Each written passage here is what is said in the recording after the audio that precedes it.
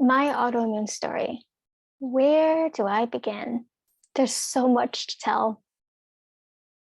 I'm going to try to give you the condensed version as much as I can. It's very hard to try to pick and choose what to tell about my story. There's so many pieces to this story that has got me here today. But I'm going to try my best. So here I go.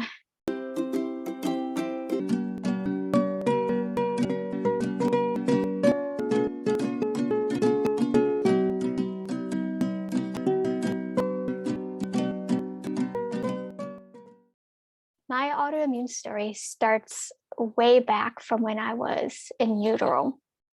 My mom was underweight during her pregnancy with me. She couldn't hold down anything and she was under constant stress. She had experienced trauma in her life, and in turn, her trauma and stress was passed down to me through DNA. Once I was born, I was constantly sick with ear infections and stomach issues for the first 4 years of my life. I was always given some kind of antibiotic or over the counter pain meds to offset these symptoms.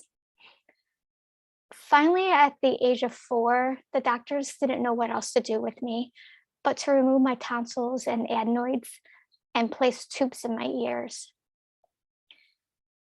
I seemed to be better after my surgery for about the next 10 years, but I did have some issues here and there during that time. But for the most part, I did seem to be better after that surgery. But it would soon catch up to me. Didn't last forever. So after the surgery, my parents divorced. I'm not sure if it's right after the surgery, but basically when I was 4, my parents divorced. Then they were remarried, and then they were divorced again when I was 8 years old. Throughout my childhood, I lived an unstable, high stress, poor diet lifestyle. This lifestyle triggered me. It triggered my nervous system into a sympathetic response state, that fight or flight state where my survival senses were turned on and heightened, constantly searching for danger. As a child, I did not feel safe or protected, and I was constantly living in survival mode and didn't know how to properly relax. If you don't feel safe, you can't fully relax to allow your body to properly heal. When I was 14, I was hospitalized for a double ear infection where blood was coming out of my ear. It was quite alarming, to say the least. So I went to the hospital for assistance and ended up being a very stressful and traumatic event in itself, which is a long story that I may tell you at another time. So the results of that hospital stay was that I was given more antibiotics for my double ear infection. And now that I'm a teenager, I've started to develop a little bit more acne, or not a little bit more, a little bit of acne. So what does the dermatologist do? Put me on more antibiotics. Are you starting to see a pattern here? So the stress in my life was really starting to show up. The stress in my life was really starting to show up in my teenage years. I was easily triggered, overwhelmed, anxious, tense, always had a sense of urgency. People saw me as uptight and overreactive. I had major control issues. I was constantly striving for everything to be perfect, for myself to be perfect. And looking back now, I know that these are all signs of living in survival mode all the time. My nervous system had a hard time getting back into the parasympathetic response, where my body could feel safe enough to relax and heal. There was a point in my teenage years where I was tired all the time as well. So these issues are starting to creep back into my life again. When I was 17, my mom and I had 2 days to quickly move out of a house where we were renting with her boyfriend. He was gone for the weekend, so we had to get out before he came back. This situation felt so scary and urgent to me at this time. The moving parts was a piece of cake for us because we know how to efficiently pack, and we know all the processes that need to be taken to move to make everything go smoothly, because we know that like the back of our hands, because we were always moving. We didn't live in a home for more than 3 years. And this particular house that we were renting, we had only lived there for 7 months. And then we had to leave once again. So the hard part was uprooting ourselves once again. This time, we moved in with my grandmother. My grandmother wasn't the easiest woman to live with, to say the least. She could come up as hard and cold, but of course, I loved her anyways. She was still a wonderful woman. She and my mom didn't get along, so shortly after we moved in, my mother moved back in with the same boyfriend that we just moved away from. My mother knew how I felt about her boyfriend and the whole situation that we've just gone through. So I don't even remember if she asked me if I wanted to leave with her or not. I'm not even sure if that came up. All I remember is that she left me to live with my grandmother, a woman I've never developed a bond with and barely knew. I felt abandoned, not only by my mother, but by my father too, because where was he? He wasn't there for me either. I learned at an early age that I was the only one who could save me and protect myself. Whether or not this was true, this is how I perceived all these events that had happened in my life. And this particular situation only proved my beliefs to be true. I turned 18 while living at my grandmother's, and I started my senior year into high school a few weeks after I turned 18. And in September of 1999, I met my future husband. He came into my life when I needed him the most. He was the only person who was truly there for me and kept his promises to me. I knew then that he was a keeper, especially when I knew that he cared for me and all my baggage that came with me. I was a package deal, and he still cared for me and was there for me. From everything that led up to this point, in January 2000, while still in high school, I had stomach pains that wouldn't go away. I knew something was wrong after spending the entire night awake with these pains. So when the morning came, I woke up my grandmother and told her that something was wrong. There was something wrong and that I needed to go to the hospital. We happened to have a snowstorm that night, so her car was trapped in and she couldn't get it out and couldn't take me to the hospital. So I called my mother. This is early in the morning, and I called my mom, and there was no answer from her. I called my dad. There was no answer from him. What was I going to do? What was I going to do? I needed to get to the hospital and no one was there to take me. That was an awful feeling. That was another feeling of not being properly protected and safe. Finally, I was able to get a hold of my sister. And at this time, she was already at the hospital with her 3-year-old son. So she had her boyfriend come and pick my grandmother up and I to take us to the hospital.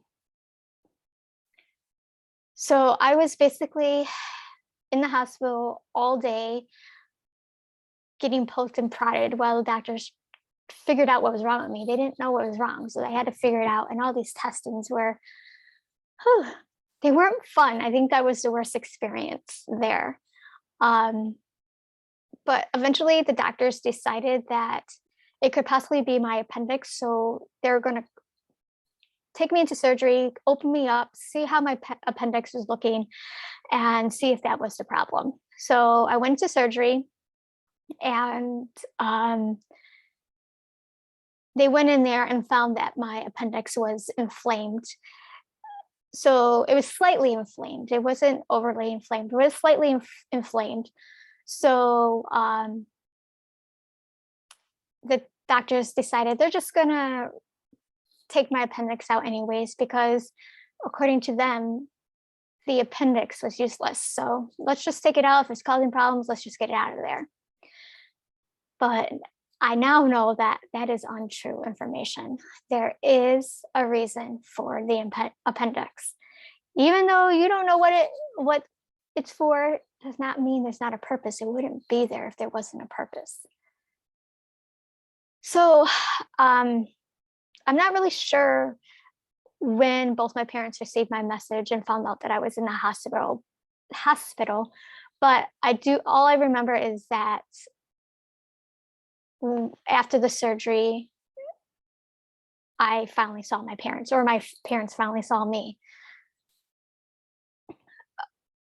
My husband, then very newly boyfriend, was so cute. He would come up and visit me at the hospital, and while I was recovering for, I think it was like a week or a few days, I'm not sure, to be honest, but he would come up and visit me and help me walk around the hospital floor so that I could start strengthening my muscles and getting everything flowing in my body. When I was eventually released from the hospital, which I definitely asked to leave early because that is not a good place for healing, in my opinion. So he was the one to take me home back to my grandmother's house.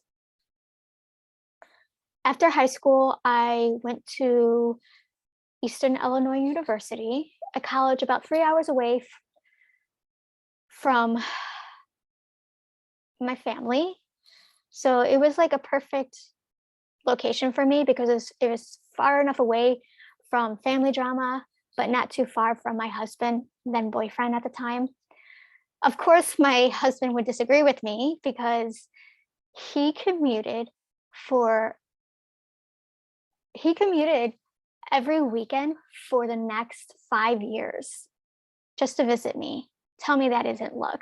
That isn't love. I'm sure that was a long, long time for him and a long drive for him. But this is what I needed at the time. I needed to be able to get away and start my own life and focus on myself. During college, I started to develop psoriasis on my elbows that would last all the way up into my mid-30s. Yeah, my mid-30s. Over time, the psoriasis would spread to my knees and my ankle, and also my scalp as well. Like dandruff, that's a form of psoriasis. And actually, I started developing dandruff when I was 12 years old. Yeah, and I'm still experiencing that today. And I know that with the dandruff, that's due to yeast overgrowth. So that's something that I'm working on to get rid of that. But anyways, I'm getting off on a tangent. So I was starting to develop the psoriasis throughout my body, like certain areas of my body, which is interesting because it showed up in areas of my joints. That's it, nowhere else, just where my joints was, besides my scalp, but my elbows, my knees, and my ankle. So I went to the dermatologist to see what it was, because I didn't know what it was. And the psoriasis wasn't textbook psoriasis. So all the dermatologists throughout the years didn't diagnose this as psoriasis. They really had no idea what I had. And some of them even said that it was damage to my skin, and especially like on my ankle, it was damage to my skin and I'll always have it for the rest of my life, which is untrue because I don't have it anymore. At the age of 34, my rheumatologist would confirm that I did, in fact, have psoriasis, and it was common within people who have the same autoimmune disease as I do.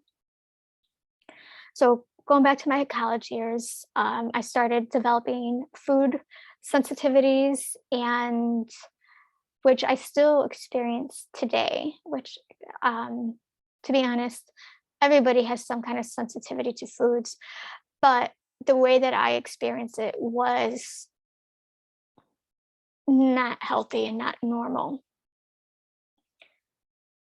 In my sophomore year of college, 9/11 happened. That was another wave of stress and feeling unsafe in the world that touched my life, sending me back into that sympathetic stress state or survival mode once again. Soon after college, I started developing stiffness in my joints if I sat too long. So basically, if I wasn't moving, my joints would become stiff as if I was like an 80-year-old or something. But once I started to move around quickly, within seconds, the stiffness would go away. And I still experience that today to a certain degree. It's just not as extreme, and it doesn't happen as quickly anymore. So I had expressed to my doctors, what was going on with my joints and, my concerns. And they just brushed it off by saying, this is what happens when you get older. And in my head, I was thinking, what do you mean this is what happens when I get older? I was in my mid-20s, for Pete's sake. I wasn't 80 years old. How, this doesn't make sense. This is just how you're going to approach it. You're just going to just pretend that it's normal. This is not normal. At this point, I was starting to develop an awareness of the patterns of the doctors brushing my concerns off throughout my life. So I started seeking out their advice less and less. In 2005, at the age of 24, my husband and I were married. 2 years later, we moved out of the south suburbs of Chicago to the far west suburbs to live closer to my job. A few years into my career, I received a promotion. I was now the operations manager of a small pre-press company, in addition to my previous role as production artist at the same company. At this time, I had become pregnant with my first daughter. I kept my pregnancy a secret from my company, or the company that I worked for, until I couldn't keep it a secret anymore. But I didn't want my bosses to think that I couldn't handle this new position on top of the pregnancy and being a new mom. Unfortunately, that's how a lot of women in the workforce feel, and fear that once they become pregnant or a new mom, that they are not capable of performing in the workplace, which is silly because men are parents too, and they're doing it. So anyways, 4 days after my 29th birthday, my daughter was born. It took me about 2 weeks to fully bond with my daughter. I knew she was my daughter, but did not feel like I was her mother, if that makes sense. I felt more like her aunt. I had been an aunt since I was 15 years old, so I was very close to my nephew and nieces, and I really cared for them and loved them deeply. So when I had my daughter, I felt that same connection, but the connection as an aunt, not as a mother. And I would catch myself almost saying to my daughter, come to auntie, instead of come to mommy.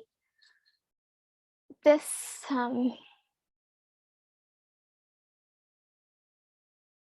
this threw me off, and I was ashamed of it. I kept it to myself for many, many years.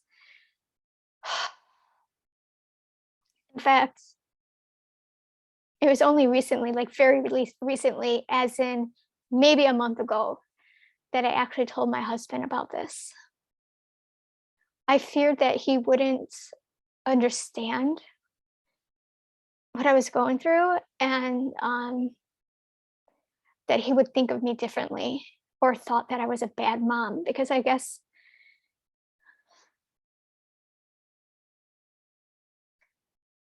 um, I guess deep down I thought I was a bad mom. Um, that was hard, and it's really hard for me to say that right now, to speak that out loud and share it with you. Um, I know I'm not alone in this. I know other women have experienced this, so that makes it easier for me. But it still hurts. Um, so to continue on with my story, here I was, a new mom with a big role at work. Then the project manager position at the printing company next door became available. And they asked me if I would take on this role in addition to my operations manager and production artist role. I accepted the extra position. Probably shouldn't have, but at the time I felt like it was easier because I was able to properly relate the information of the projects, the jobs that we were doing, to the customers, because I was the one working on the jobs. But I accepted the position. So now I'm a new mom with 3 different positions at work. At first, my job wasn't overly demanding, so it was doable. But I started to experience mom guilt for not being home with my daughter. And that is really hard mentally. It's an emotional battle. Yes. It's an emotional battle within your mind that you're fighting with yourself, making yourself feel guilty and feel bad for kind of going against your motherly instinct to be with your child and to, you know, teach them things and guide them in life and all that good stuff. And I wanted that, but I also wanted my job as well because I had a lot of pride in my work and I enjoyed my job.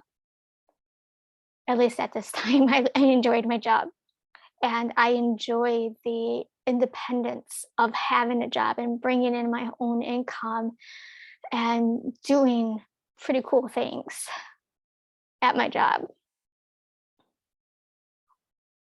But I also wanted to be home with my daughter, and that was a huge internal battle that was ripping inside of me, ripping me apart, splitting me apart. And on top of that, more jobs started coming in at work. And then the customers were demanding faster turnaround times that my bosses were allowing, even though he knew that we were understaffed and were being overworked. But yet, I still did it because that was my job. So during all this, I was trying to find a balance between being a mother, a wife, a perfect employee, that I started to lose myself. I didn't know how to make time for myself and also attend to the expectations that society puts upon women, that we have to be everything to everyone else. But in reality, when we do that, there's nothing left for ourselves. So I tried to be everything to everyone,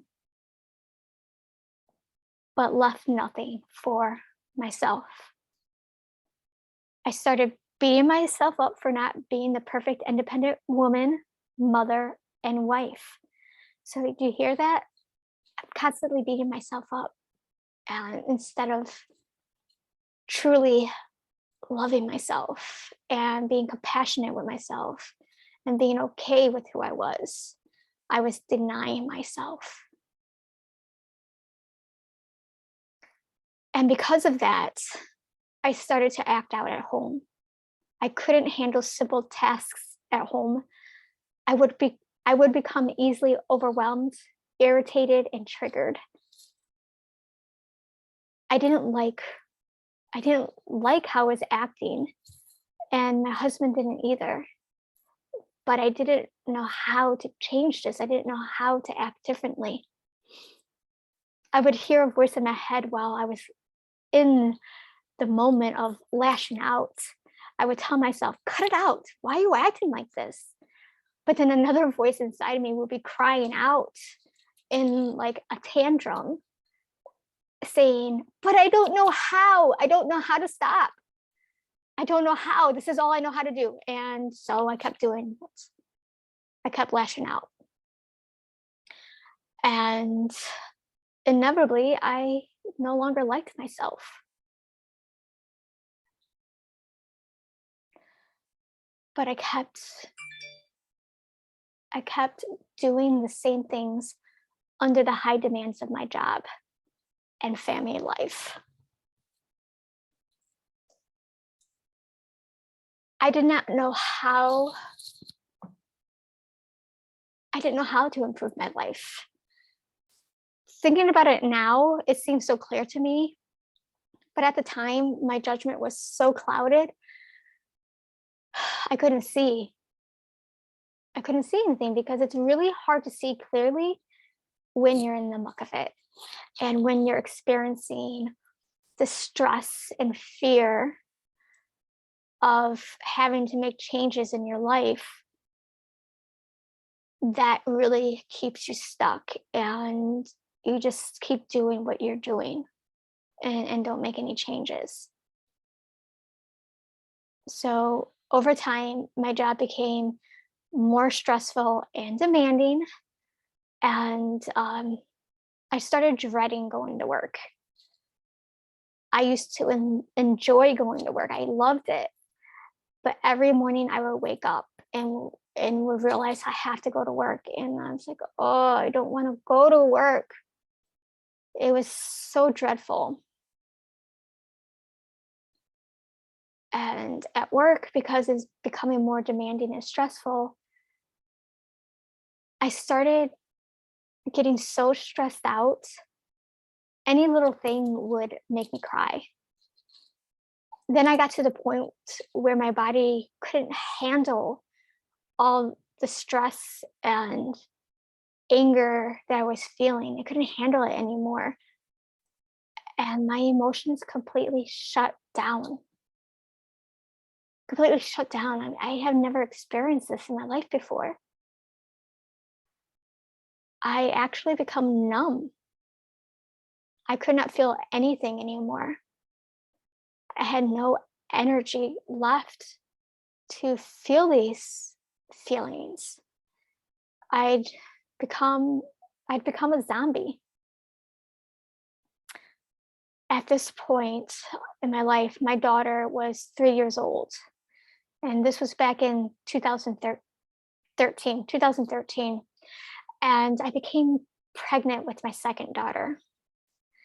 Now, now I had my hormones and the stress of growing another human in my body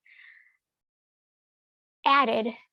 All this was added to the mix, and I started to show up, and it started to show up in work. It started to show up at work. I couldn't keep my composure anymore, and this time around with this pregnancy, I had told my boss early on this time, because I wanted to make sure that they hired someone sooner than later so that they could help out when I was on maternity leave. And plus, we needed more help at work.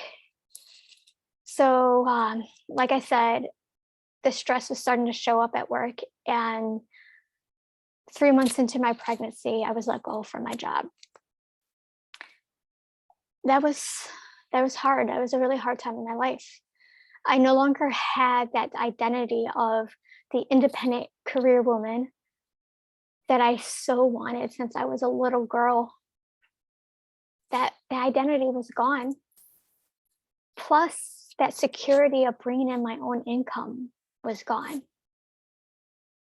My everyday norm was disrupted, and I had to learn how to adjust my daily activities to my new norm.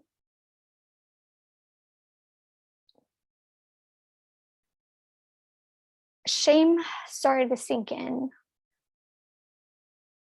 because I no longer had that identity anymore. I was no longer that independent woman.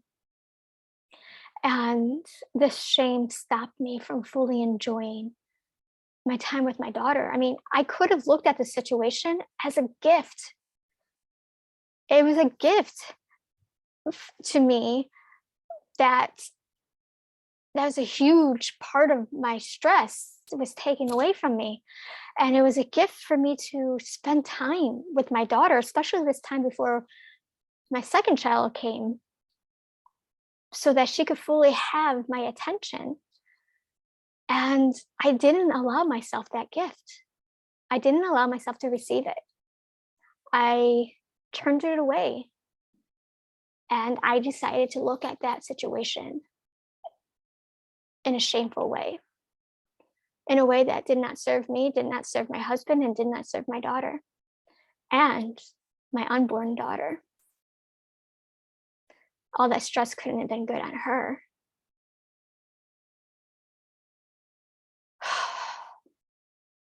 I was in a bad place mentally, to say the least. Definitely in a bad place. And to top it off, my husband and I had some scares with this current pregnancy. Quite a few, actually. And that created more stress on my body and on my unborn child.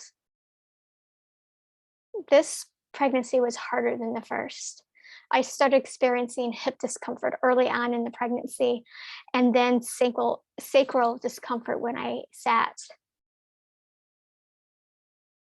And I brushed these symptoms off as something that came with pregnancy. I mean, it didn't come with my first pregnancy, but I'm like, well, every pregnancy is different, right? So this must be due to the pregnancy.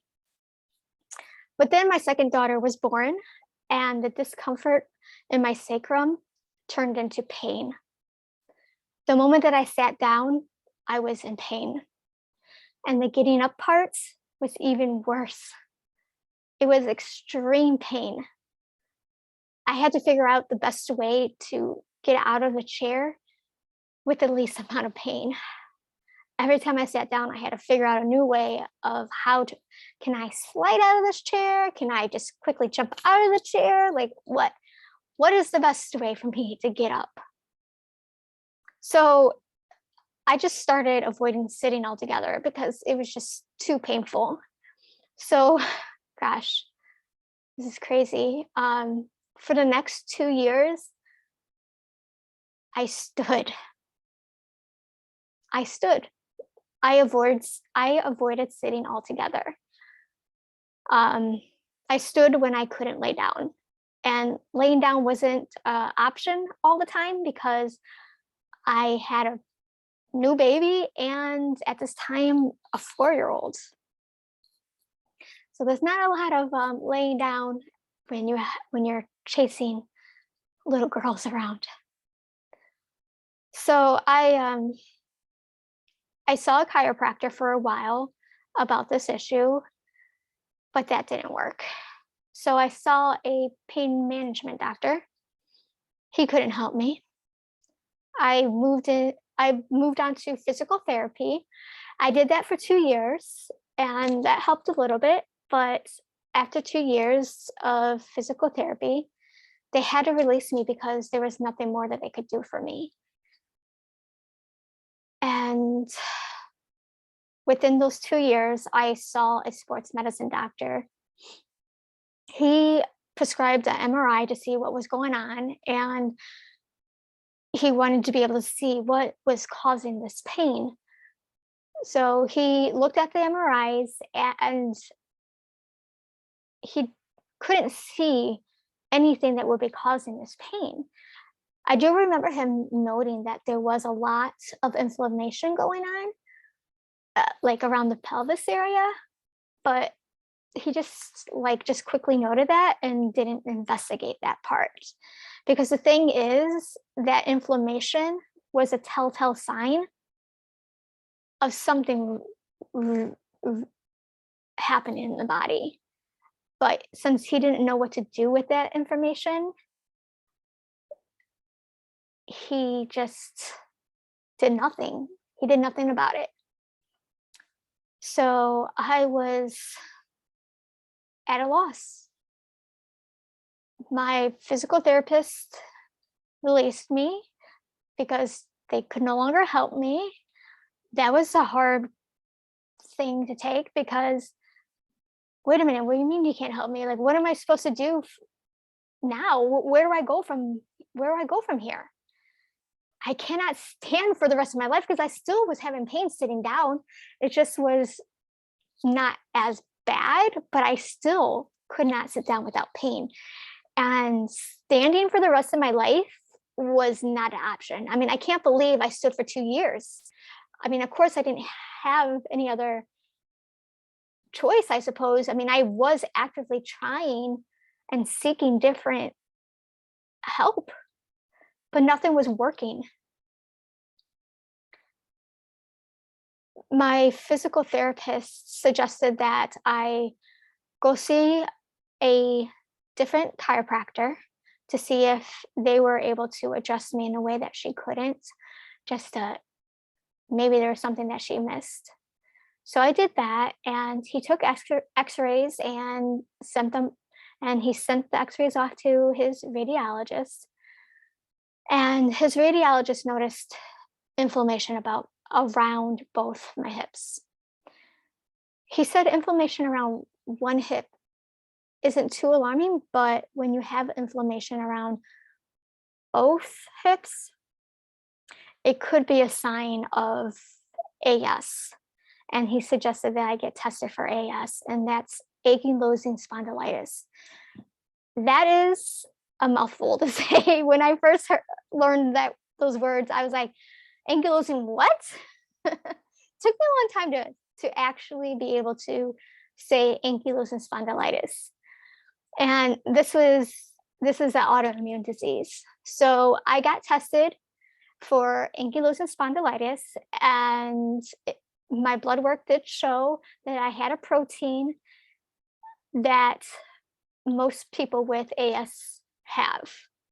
So there isn't exact testing for AS. So the way that they come up with a diagnosis is that they use this test, and if you have symptoms of ankylosing spondylitis, that's how the diagnosis is determined.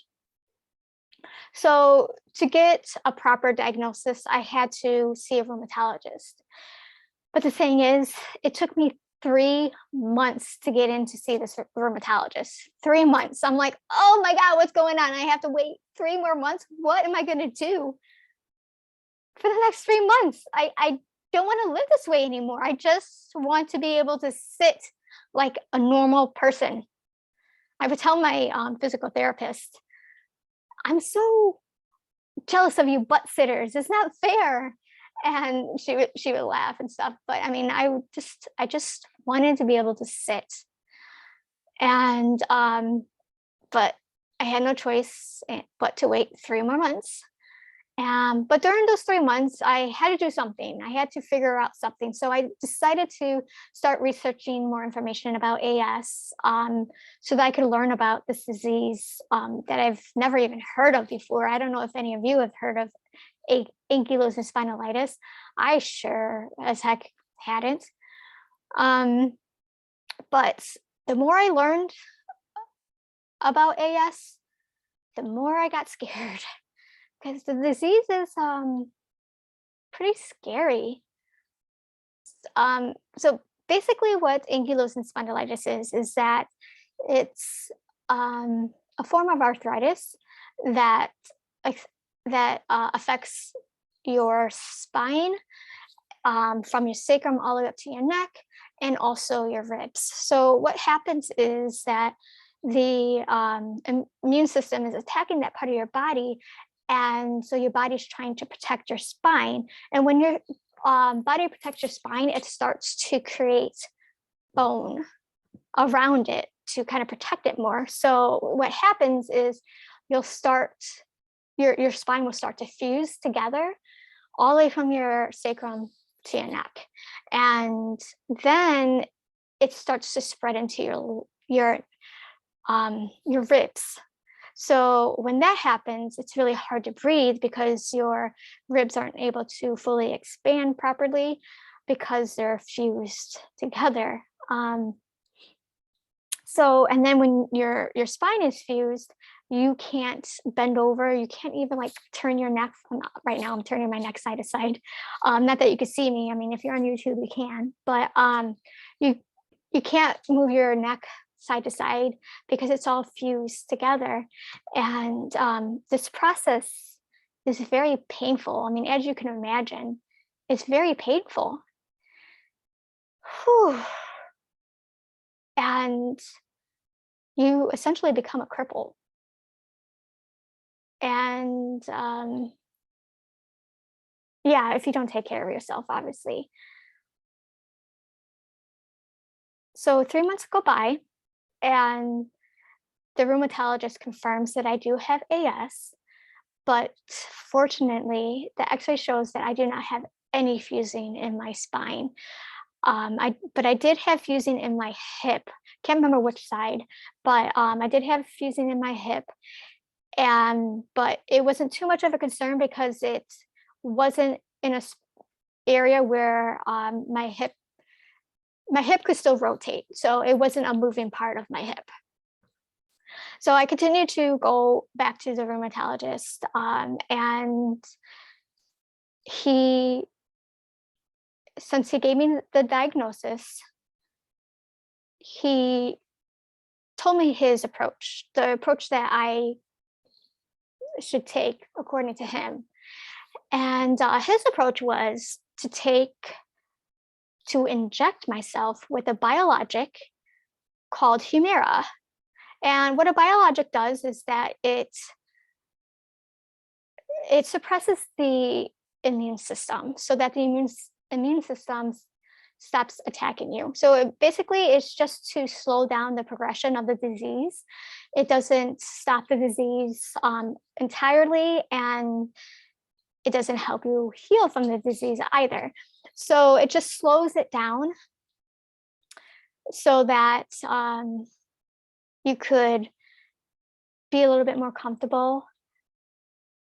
And but the thing is, when you don't have a fully operating immune system, your body isn't able to fight off the common cold, viruses, infections, any of that, and and even cancer. I mean, it can't even kill off cancer cells in the body. So that's scared the hell out of me.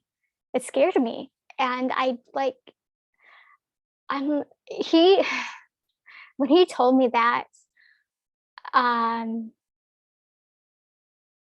he saw the look on my face because I felt extreme fear just wash over me. My adrenals, I could feel my adrenals crashing at the time. I didn't know that's what it was.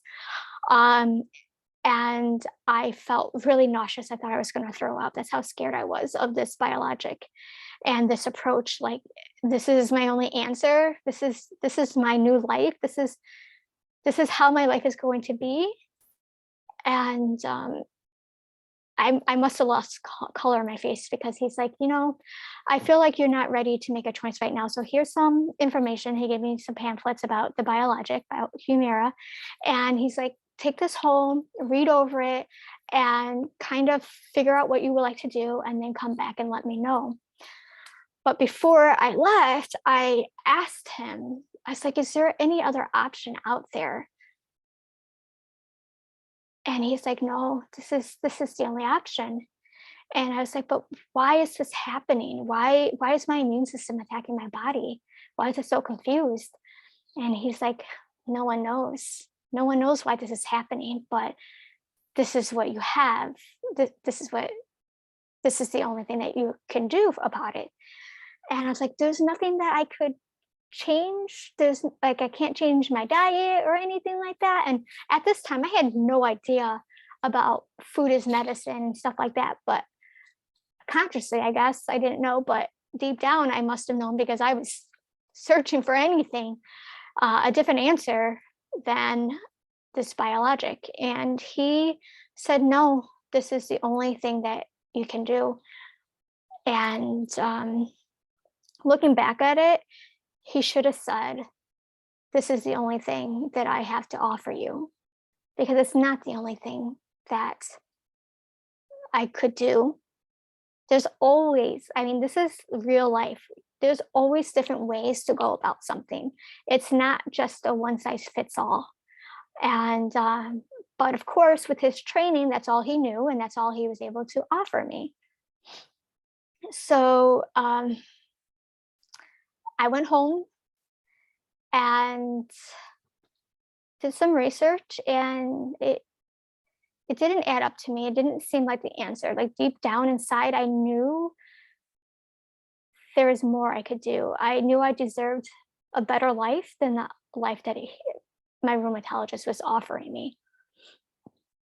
So I was 34 years old and finally had a diagnosis. But what do I do with that now that I have a diagnosis? What do I do with that? I have it.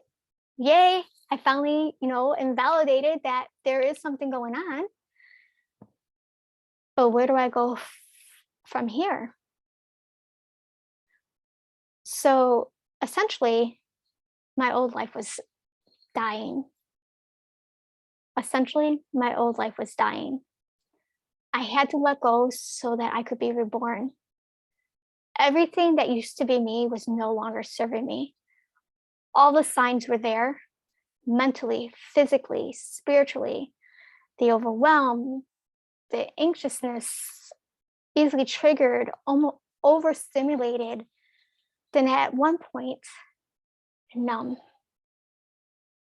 My body was falling apart. My body was attacking me from the inside. I no longer liked myself, but yet I still tried to hold on to my old life. I tried living the same lifestyle that I always had. It was all that I knew, so that's all that I did. But yet, it wasn't working for me anymore. And then there was this breaking point. Some people call it the dark night of the soul. Others call it hitting my rock bottom. But I call it my death. This breaking point was my autoimmune disease, my death. My death in a way, in the sense that my old life was completely shattered and was fallen away from me. I had no choice but to let it leave me and step into a new version of me. The unknown was scary. I had mixed emotions and thoughts racing through my mind and my body. Was I doing the right things? Is this new lifestyle really the answer? Is it going to work, or am I only kidding myself? I had a voice saying, this will never work. The doctors have confirmed it. They said there is nothing I could do but take a pharmaceutical to slow down the progression of my disease and try to make my life as comfortable as possible while I was still alive. But then another voice came, and another voice was screaming at me from inside saying, no, this is not the life we were destined for. We came to this earth for a purpose. Giving up and allowing our body and our mind to deteriorate is not how we're going out. This is not our purpose. Now find a way out of this. We are worth this.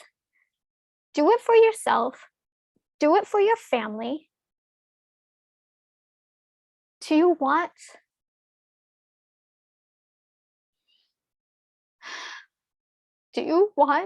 your daughters and husband to take care of you and see you in pain all the time? This isn't a healthy family dynamic. For them to start seeing the best parts of you less and less, because you can't show up as your best self because you're too sick, too tired, and in so much pain that you can't fully be present with them. You can't fully enjoy.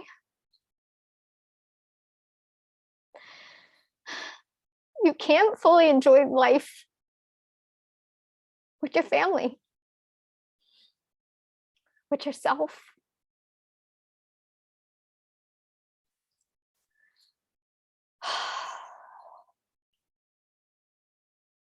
There's a lot going on. There's a lot going on inside my body and inside my head. And I had big, big decisions to make.